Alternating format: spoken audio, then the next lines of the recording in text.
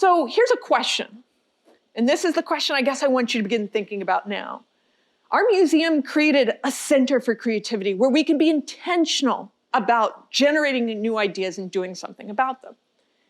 Could a school, community center, or business do this too?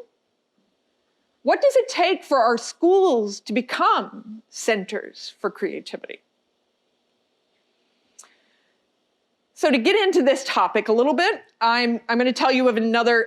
I do have a seed fantasy, or not fantasy, fascination with what comes up when you Google something, right? So I do not suggest you do this because it's somewhat horrifying. But when you Google children and creativity, these are the kind of images that come up. Now, these images are highly problematic. Anybody want to throw out some reasons why you think they might be problematic? Huh? Not where I was going, but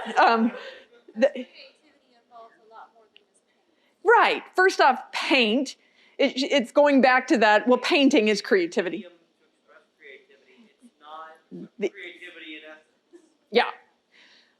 What else do you notice about this picture? The kids, yes, they're a mess. So you see the negative association that already appears. This is what people think of when they think about creativity in our classrooms, in our schools. In 2014, the museum received a significant grant to actually, it was called Making Creativity Visible, where we went into classrooms and we watched teachers and videotaped teachers that were very much being intentional about what did creativity look like in their classroom. These are the images that we came away with. Tell me what you see in these images versus the ones on the page before. Collaboration. Focus, yes. Positive. What else? Building things. Conversation. Okay, so you see where you see where we're going with this.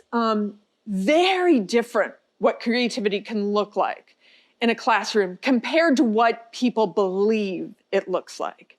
And how important is it for us to communicate what that difference actually looks like? So one of the things we did, we're not going to go into it tonight. If any of you are geeky enough that you like rubrics, you can go to Making Creativity Visible, and you will find this rubric. You can download it. We created this for educators specifically. And what it does is it kind of looks at what does it look like when creativity is at an early phase in your classroom or an innovative phase, where it's kind of super, and this is art education, but it's for all disciplines. We find that teachers and principals are using it in a variety of ways. The big thing I want to point out, though, is at the bottom here. What we realized is that if creativity is going to be at the core of what we want kids to come away with, we can first start with bringing behaviors into the classroom that they can practice. So they can practice with curiosity. But if we do it on a regular basis, it isn't something that we do twice a year or even less. Sometimes there's one day for creativity at a school, right? But if we do it on a regular basis, it becomes a disposition. And I like to think about behaviors versus dispositions. This isn't a great analogy, but you'll get the gist. It's kind of like brushing our teeth. When we're really young, we have to have it done for us, right? The parent stands behind and brushes the teeth. To the point where, oh yeah, okay, I'm supposed to do that. I'm in elementary school. If they yell at me, I'll go do it, right? By middle school, they start to be aware of the fact they may have bad breath and other things, so they'll go do it. By high school, they're doing it because they're advancing. But it's not until almost you get to be my age where you realize your dental health is a part of who you are. The health of your gums and teeth actually are aligned with who you think you are as a healthy person.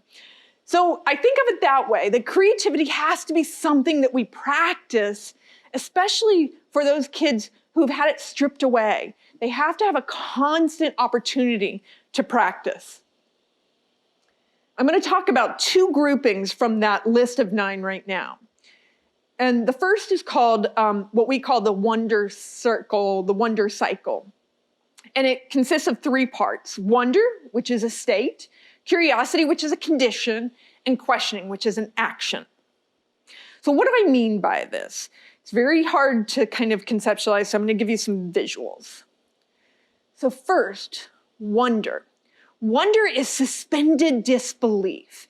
It is when a child, for just a fleeting couple of seconds, sees their shadow and is taken aback by that experience, to the point where their mouth gape open wide, their eyes are wide, and they're just trying to process what they're seeing, right? Wonder is often just a split second. But wonder almost immediately is followed by curiosity. What is this thing? And then an action. Can I jump away from it? Right? So that's what my husband happened to capture, is my daughter just being horrified and immediately trying to jump out of the vicinity of her shadow. I love working in an art museum because I believe museums are like wonder factories. We see this face on a regular basis. We see that, like, some of them have moved from wonder to curiosity, you can already tell. But for those that are just trying to process what they're seeing, they're just taking it in. It is the beginning of our learning cycle, especially learning that we lead the learning around. Wonder leads to curiosity. So I was at a soccer field, and weird things happen at soccer fields. So this is my son when he first had this wonder moment and then immediately started to realize if you poke at this, the water underneath would start undulating. What you don't see is about a minute later, 20 other boys are over there, and they're definitely in the action. They're in the action phase, trying to figure out, what are they seeing? What are they experiencing? So wonder, curiosity, and questioning. Questioning. So I use my daughter and my son because I don't have to do IRBs, but also, if we watch our kids, it's all right there. So this is Adeline. I don't know, do you guys get the cicadas here, the 16-year cicadas? Okay, so not too long ago, we had the cicadas invade Ohio, and they are these massive, chunky, ugly bugs. And Adeline became completely filled with wonder about these creatures. But immediately that wonder turns to curiosity. And the curiosity here was, could the grasshoppers that I catch every year and the cicadas be friends? The answer is no, by the way.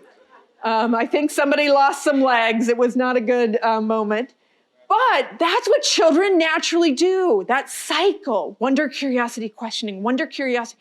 How can we keep that moving in education, in the work we do? Warren Berger, who wrote that More Beautiful Question, really says there are 3 types of questions we need to focus on. The why questions. They help us understand the whys of our world. The what if? Those are the imaginative questions. What if? What are the possibilities? Push our curiosities. And then the how questions. The how questions help us to start solving the problem. One of the challenges we have in education is because of time and a lot of other things, we tend to spend very little time on the top 2. We typically immediately jump, and I just was at a science festival where you could tell this had happened. The question was posed to them, how can we create better water filtration systems? And the kids had gone ahead and created some filtration systems. But when you went around and asked them, they didn't really care about why. They didn't know, why does it even matter? They didn't even ask the bigger questions of, well, do I have to follow the guide in the book that shows me how to do a water? What else could I do? So they hadn't created enough investment to get to the how. I think it's even Einstein that said he spends 90% of his time in the why. So it's something to consider when we think about that wonder, curiosity, and questioning. And then finally, I land on this idea that I'm often pushing because I see artists as the magical humans that embody this. Transdisciplinary learning. It's very different from interdisciplinary. Interdisciplinary is it's critical in schools, and I need to see more of it. But my goal is that eventually we start to see transdisciplinary learning. What does transdisciplinary learning mean? Transdisciplinary learning means a student has an idea, and they pursue that idea. And the subjects and the research and the people who are in the school are there to support their idea moving forward. And it's not segregated in classroom times, that we start to see an integration where students can take an idea and pursue it. Now, we're not there yet, but this is what artists do brilliantly. Take the artist Mark Dion. He's done work around anthropology, biology. He was never trained in those areas. He just had ideas. And then he got experts that would come join him, help him out. Fischli and Weiss, the German artist, created an insanely huge, it's called The Way Things Go. It's a Rube Goldberg-like sculpture, but it had all these explosions. They had to bring chemists in. Because they had an idea and they needed to bring people together to help them make that idea come off. Artists do this beautifully. I'm going to read this to you because I think this nails what we're after. A wonder practice to think like an artist. And this is Edith Cobb, and she wrote an incredible book called The Ecology of Imagination in Childhood. The sense of wonder is spontaneous, a prerogative of childhood. When it is maintained as an attitude, as a point of view later in life, wonder permits a response of the nervous system to the universe that incites the mind to organize novelty of pattern and form out of incoming information. The ability of the adult to look upon the world with wonder is thus a technique, an essential instrument in the work of the poet, the artist, and the creative thinker. We're losing wonder, and yet it's the thing that spurs artists. How do I know this? I'm obsessed with following artists on Instagram. Anybody else love to watch what artists? Yes, and many of you probably have Instagram accounts too. Let me just show you some of my favorites, and these are local artists. The one on the left is actually my husband. He did this one after watching Stranger Things. Does anybody get the reference? Yes. So, what artists see, the rest of the world sometimes doesn't. The one in the middle was an artist that I know who's been documenting sun flashes and just had clustered them together. We don't think about sun flashes that way. An architect that I know just finds that perfect, beautiful moment, right? Another artist here on the left, I love his hashtag, Voldemort. Just that moment where he captures something wondrous. Or even Mark Dion, the artist I just mentioned. Wonder doesn't have to be beauty. It can be the abject. It can be horror. Anything covered with insects, just watch a group of first graders. Of course, it's a wonder moment waiting to happen, right? But artists are in that constant stage of looking for the thing that inspires their thinking, their work. I want to now show you an educator who's been very intentional about wonder, curiosity, and questioning in her classroom. This is Emily. And Emily, I'm going to show you two quick videos. Before, I'll tell you, cicadas were really big for a while. And I remember going into her classroom. This is when I was documenting teachers. And I went in and she said, Cindy, we're not going to do the lesson that I came up with for today because I found this. And it was her first cicada. And she was like, oh, it's going to be so good. So here's what we're going to do. And she brings it into the class and says, you're not going to believe this.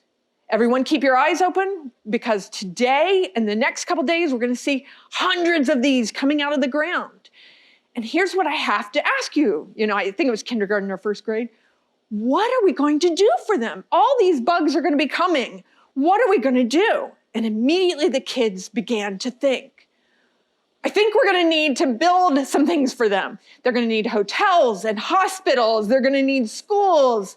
And they got to work. They built cars, buses, and they allowed that curiosity to then flow into all this other work they began to do. So here's Emily talking a little bit about how she thinks about wonder. Really felt like an art studio should be a space that looks like the kids, and it should have evidence of them and their making and things that interest them, and less evidence of like teacher-made things or teacher models. I think that there should be a lot of evidence of the kids. So as kids are always giving me drawings and things, and I always stick them up, and they get so excited when they see their artwork or their sayings, and so they're kind of all over. But this Oldenburg, I love this sculpture. I just stuck it up, and Fiona said, she stopped one day and she said, this thing always questions me. And I loved it, so of course I typed it up and stuck it up there. When she came back, I said, I put it up there, and she's like, oh, you put it up there, but she loved it, of course. And I love that she said questions. It's, instead of puzzles or something, and I love that she noticed it, and it's an odd object, and I think that's great, that's what art should do. Should sing, I don't understand, I don't know what it is, but I'm thinking about it. So, I try to put up their quotes. I'm constantly collecting their quotes, and I use them when I hang up their artwork. I'll type them up, or I'll even just have the kids write them and put it with their artwork, because they say amazing things while they're working, like discoveries or things that didn't work, and those I think are just as interesting, if not more, than their artwork. And they love when I'm writing down a quote. They love that. Like, oh, I'm saying something interesting. The teacher is listening. They get really excited. So what can you tell about something that she's doing there? Is there something that's raised for you within that? Yeah. Yeah. She's definitely in a constant response mode with them. Yeah. Yeah. She's listening to the point where on every table, in every space around the room, is a stack of index cards and a pencil, where she either grabs the pencil and writes while they're talking to her, or what I've noticed is her 5th and 6th graders, they start doing it with each other. Anything else? It's a habit. It's a habit, yeah. And they begin to really appreciate, and they notice, the students notice, and want her to see that too. So this is a project Emily did in her, I think, 6th grade classroom. She was really grappling with, how do I bring tougher issues into the classroom, but how do I also make space for them to bring their own ideas? I want creativity to be at the center. It was called Shine a Light. Each kid got a string, or what's that thing called, the cord, where you screw a light bulb in. They got a light bulb, the cord, and then the ability to use whatever materials were in the classroom. But they were going to spend 6 weeks creating a light fixture that would shine a light on a social justice issue that meant something personal to them. So the first week, they all had to determine, what is social justice? What does that mean to me? They had to interview their families. They had to start in this process, right? But what I want to share with you is, we were documenting what she was doing. And one day I came into a videotape with a colleague, and we happened to capture one particular girl. So we're going to look at this video. Oops. One of my things was there could be like this guy, and he would look normal, just a person, but then somehow I would create a shadow, but the shadow would be ripped or something like that, and the shadow itself would be sewing itself back together. And my second one, I took the string from here, and I did some research, and I found that some people have to take pills to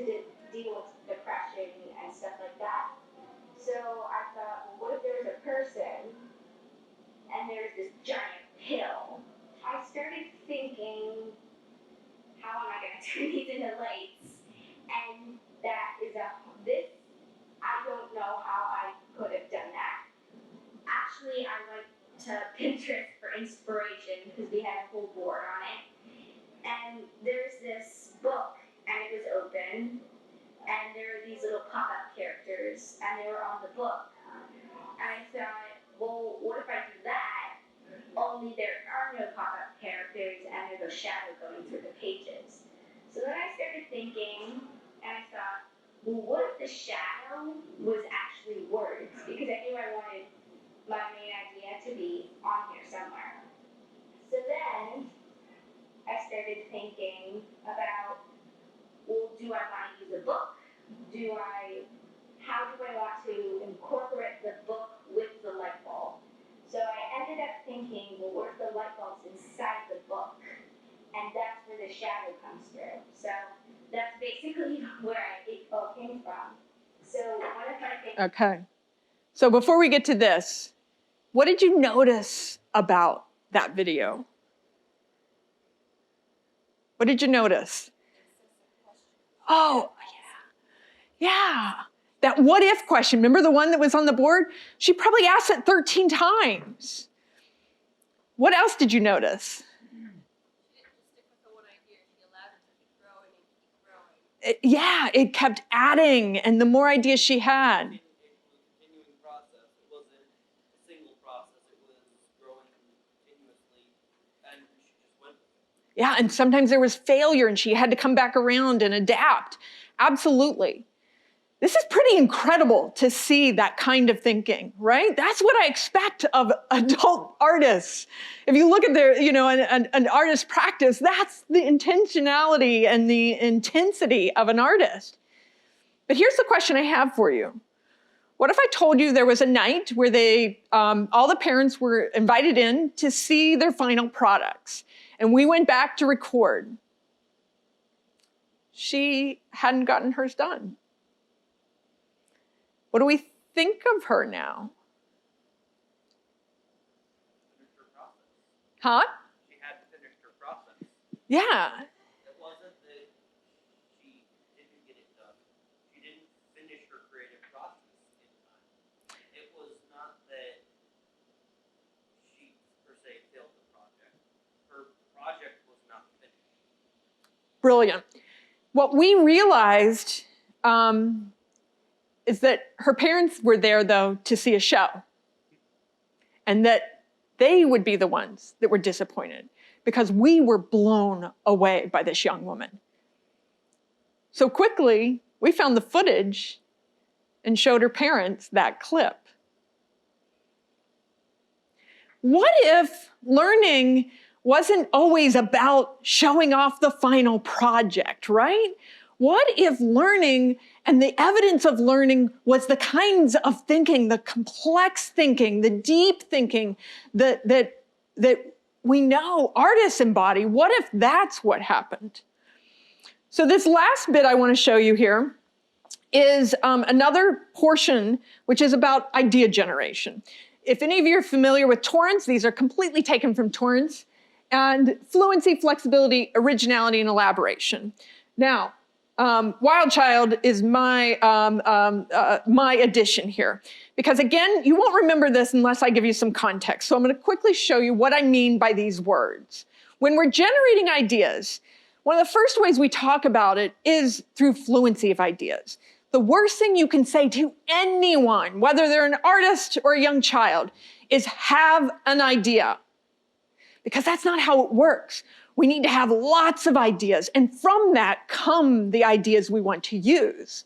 But the minute we limit them to, it's time to have an idea, that's when it gets impossible. So what you see here, when my son was young, fluency was no problem for him. He would take Legos, and throughout the house, you would find them in the sock drawer, in the bathroom, everywhere, were these little ships. Were they spectacular? No, they were, whatever. But he could tell you, this one hydroplanes, and it does this. This one has magnetic rays that come out. This levitates. He had all of these ideas attached to them. And he had lots of them. He could generate tons of these little ships. Flexibility, though, is being able to take one of those ideas and to flex it into a new form or shape. So I remember hearing my daughter frustrated, she wants to buy the chipmunk bathtub kit through the store. And she wants it badly. But my son at a certain point said, oh, Adeline, here's what we can do. He takes one of his ships, flips it upside down, adds a towel rack and a diving board, and lo and behold, she has the most awesome bathtub kit for her chipmunk, right? So he flexed one of those ships into a new and greater form. So again, how do we develop ideas? Originality. Originality is when you have an idea that really is novel. It changes the way people perceive even how a material or an idea is used. In this case, this is not my kid. This is Nathan Sawaya, who became famous for being one of the first Lego builders. There are actual people that are called Lego builders, the experts. And he became famous because he started just doing these on his own, and people started paying attention. And then soon he was being paid and commissioned to do. These are outside the New York City Library. But what I love is elaboration. That fourth quality is when you take a good idea and you get more complex and you add layers of complexity to it. And often there's some element of collaboration as well. So Sean Keeney was familiar with the artist before, and he said, can I take that idea, but here's what I want to do. I want to work with the local zoo and indicate which animals have become extinct and create them and put them in the habitat that they should exist in, but now they'll be these pixelated forms. See how the idea gets more complex and deeper. So I give you those just to give you a sense of how we generate ideas. But here's where I'm going to point back and say, okay, so what about us though? We've been thinking it just can't be children. We have to think about idea generation in all areas. So business and leadership. How are we partnering with businesses that prioritize new ideas? For example, one of the most interesting businesses right now that are all about new is the cocktail industry. And immediately, I'm a big fan, but I also realized they are constantly in experimentation. So we started partnering with them to demonstrate what does creativity look like from an industry standpoint. Or here is Leadership Columbus, which is a group of leaders in Central Ohio that were struggling with how are they developing leaders. Well, leaders need to be able to take these kind of risks. So we, the museum, started working with them around that. Community organizations. How are we shifting expectations of what we do and what we expect of the people that participate in the things that we do? So for example, up here at the top is a fundraising ball where we expect people to come up with new ideas. Yes, they are painting, creating a mural on the spot at a fundraiser. Or over here, we know the power of Instagram. So what if we start giving some incredibly creative prompts on Instagram and see what our community produces and have Instagram exhibitions at the museum? How do we make space for people that maybe don't consider themselves capital A artists, but every single day they are being creative in some way? And in particular, I love this one. What are the new roles for artists in our society? Especially in relationship to creativity. So for me, the number one is I think we have not begun to tap artists as models for this. I believe, and I talk about it all the time back home, the businesses that are about innovation should have an artist in residence at every single business. Yes, that would change the paradigm. First off, they're looking for those kind of thinkers. What if they have them into their science laboratories? What if they have them into the boardrooms? What kind of changes would happen? And then the other thing I'm really passionate about is artists as catalysts for shifting perceptions. So just to give you an idea, these are 3 artists that we've worked with. The one at the top, one of the things we found out about his creative practice is he would host game show or talk shows with his friends to get ideas for new work. So we invited him to host those in our museum gallery. And people lined up to be on his talk show to just talk to him about art so he could generate some new ideas with them. Down here, we had a performance artist. He is a comedian, and he wanted to try some things out. He needed people to do that with him, so we started offering, he started doing parlor nights where he would be playing parlor games, old-fashioned parlor games, where they would break the rules, but you'd have to go along with him. You didn't know what would happen. It started happening on a regular basis. The guy on the right is an incredible barber in Columbus who's got a lot of recognition. But the great thing about him is, in a lot of ways, people weren't thinking of him as an artist. But what we knew is he was one of the most creative people, and we'd heard this from multiple sources. So we asked him if he would start coming into the museum and sharing his practice. But he did even better than that. We bought some of the heads that you can buy for beginning barbers, and he allowed people to experiment with putting designs. One of the big things he was known for were the unbelievable designs he could shave into someone's head. So we allowed people to experiment with that, to play with the same kind of process that he did. So how do we begin to think about artists differently from just being on exhibit in the visual art way? Okay, so intentionality takeaways. Creative dispositions are built through practice. We know this. Creativity and learning means that success, think about the little girl, it looks different, and we have to be okay with that. All of us are needed, from community centers to businesses to schools, in order for creativity to thrive. So my final piece is kind of a hopeful piece, but it's also one where you as community leaders need to activate, and that's building a culture that values creativity and creating agents of change within that. It's really about the ripple effects. Individually, we can do so much, but together we can do incredible things. So one of the things we did is we started an institute called Teaching for Creativity. And this is where we started watching what educators did. And that created unbelievable ripple effects within our community as these teachers became more and more intentional. We started going and documenting what they were doing. They now are leading the institute. How do we begin to breed a desire for this kind of work? So I'm going to introduce you to one more artist, art educator. His name is Patrick. And Patrick does a lot of different things, but one thing he became very intentional about is using this language specifically. So you saw those words, fluency, flexibility. Around his room, he's got these words, so think flexibly. And if he finds a student who is flexibly thinking and moving an idea from one form to another, he documents it and gets it up on the wall. He also feels strongly that we need to be documenting their thinking, not just the final product. So I'm going to read you this statement. This year, I've been putting more emphasis on documentation in the hallways rather than display. Displaying finished art projects is kind of like going to an amazing week-long vacation, coming back and describing your entire vacation to your friend simply by showing them the souvenir that you got on vacation. Documentation is like showing that friend a collection of photographs, videos, quotes that highlight the most meaningful parts of your vacation, which would help your friend better understand how amazing that vacation was. So you can see in the hallways is that constant documentation of the thinking that his artists are doing.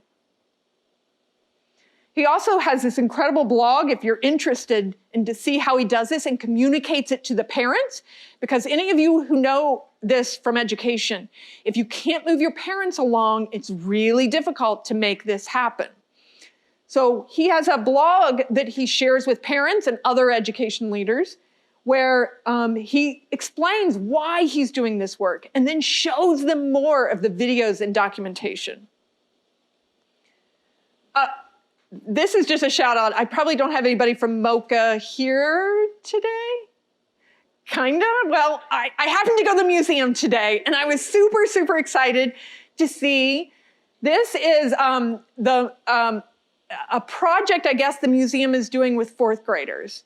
But what I loved is on the label, it says, Voice of the People, hear an interpretation by fourth graders from Ocean Way Elementary.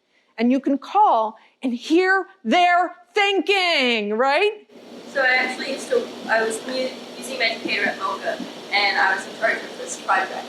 And it's a lengthy process, about 6 to 12 weeks, where we go into the school. And students actually come on a field trip, and they pick out a piece of artwork that they want to talk about, and then we go in, we use Feldman's approach to art criticism to kind of break it down. And then we get a recording artist to come in and teach them all about the microphones, recording studios, and record them. We have some students want to do it in different languages, some students want to do it as a rap, it's really, and then the parents come for a big opening celebration. Awesome. So that the parents can see the artwork and hear what the kids have done. It's a really amazing process to be a part of. Well, and I think it says a lot when we say, let's just value what their ideas are, right? And put them on a museum freaking label, right? Okay, sorry, I got a little excited about that. But I wanted to show you, yeah, good. You take it back and tell them I was happy. So one last video that I think you'll enjoy. This is the failure bow. So this is a teacher I was just talking about who realized the number one challenge he faced with his kids around creativity was their fear of failure. So he started something in the school that has now caught on like wildfire. So I want you to just see, what did he do?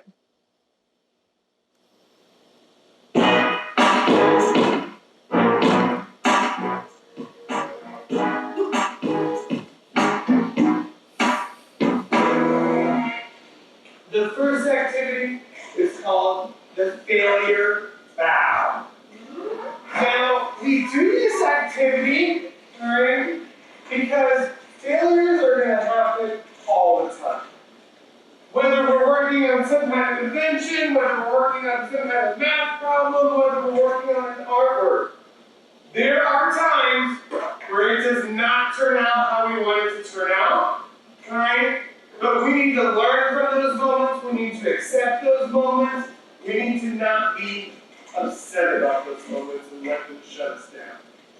So, what we're going to start out with is you're going to have a piece of paper and you're going to have 10 minutes to draw some kind of made-up failure. Now, your failure should be simple. It's not going to be something that's super complicated. It should be something that I can tell in like 20 seconds. For example, my failure is that I, this morning, was packing my lunch and I made a peanut butter and jelly sandwich, but instead of grape jelly, I accidentally grabbed a bottle of hair gel. Alright, simple. I just made it up. It's not even true, right? But I'm going to go and spend 10 minutes drawing out myself making a peanut butter and jelly with hair gel. I'm going to be asking for volunteers to come up and share their failure. When someone shares their failure, everyone in the audience is going to cheer for them. We're going to celebrate their failure. Because what we want is people to stop thinking of failure as, oh, and start celebrating times that we learn from a failure and move on from a failure and work through a failure. So, when I share that I was making a peanut butter and jelly sandwich, but instead of grape jelly, I used hair gel, what is my audience going to do? Very good, you celebrated. Now look at how, when I share it, I'm going to have some kind of epic bow to accept the cheer you're giving me. That will be my cheer. You can have your bow be however you want. So we don't have time to watch any of those, but if you're curious, you can go Google the failure bow and see. What I want to tell you about this story is that it went wildfire through the school. The kids started bowing in other classes. The teachers then caught on. He was asked to do a professional development for the rest of the school on failure. It was spread on to the superintendent, who helped put together with him an entire summer institute on what they would like to change in the district around the challenges with that frustration with ambiguity and not knowing. And he helped generate a whole series of professional development for the entire school district around this. This is one teacher making a huge ripple effect around this kind of creative change. Remember Emily? I want to show you what happened with Emily too. Emily was doing this work in her classroom. But at one point she felt really guilty and she said, I think guys, I need to go make a presentation to the school board. And she went to the school board to talk about what was happening in her classroom and the importance of creativity. The Columbus Museum of Art held an event where we had about 700 people for a creativity summit.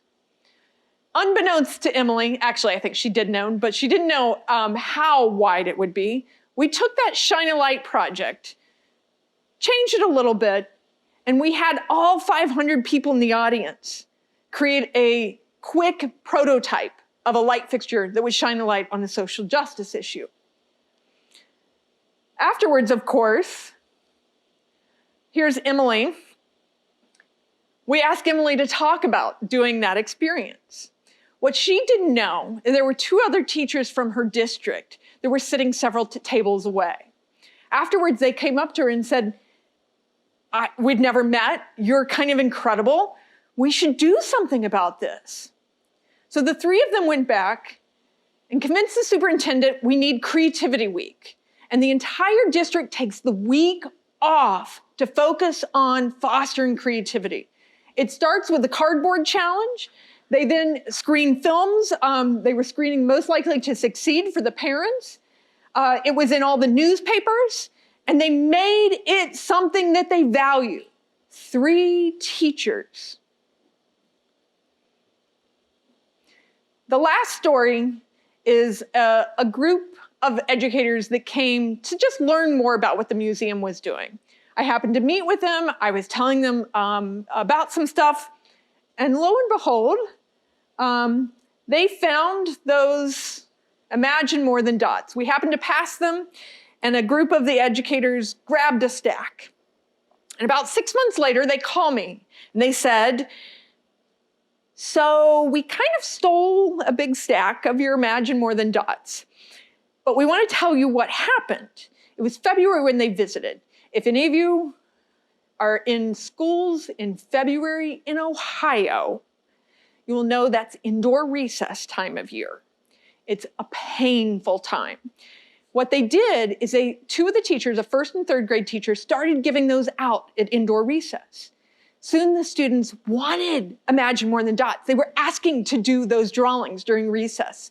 The other classrooms started catching on. They wanted to do Imagine More Than Dots. They were quickly through the stack they stole from us, and they were having to buy cards and dots and produce these. Of course, the principal now starts seeing all these dot drawings and asks the teachers what's going on. They explained what they were doing and the importance of imagination.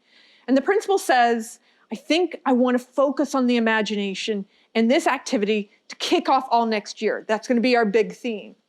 So these educators invited me to come see thousands of these drawings that had been made that were floor to ceiling throughout the school of Imagine More Than Dots. I want you to just see some of the drawings.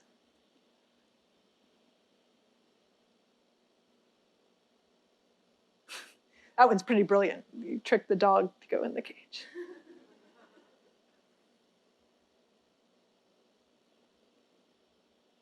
It is elementary school after all, so. And then look at that one, isn't it? The imagination, right? Focusing on 1 or 2 of these elements is the way we begin that ripple effect. What's amazing is in this group got some energy, and they started providing professional development to the district, and they invited me to come in and chat with them. And lo and behold, the superintendent came, 3 of the principals. They started a movement. And the reason I tell you all this is because it's your turn now. What do you do next? You've heard me talk, I've made my case. If you believe creativity matters, what do you do next? Whether you're an educator, an artist, a business leader, I think there's a couple things. One, we need to continue to cultivate our own creativity and make it visible to others. Start new conversations with the people in your lives about how thinking like an artist can catalyze creativity, whether that's colleagues or family members. Get involved. I don't know if there's the cardboard challenge, whether it happens here, but it's a national phenomenon, the Global Day of Play, the cardboard challenge. You can see how we started it at the museum, and now it happens in about 17 different schools across Columbus. It's about the first Saturday in October. One thing you could do is see if your school will do a Global Day of Play. It's 2.5 hours on a Saturday, but it begins the conversation. Our goal is students with lifelong creative dispositions. It takes a village, but it also takes a leader. So good luck. Thank you all.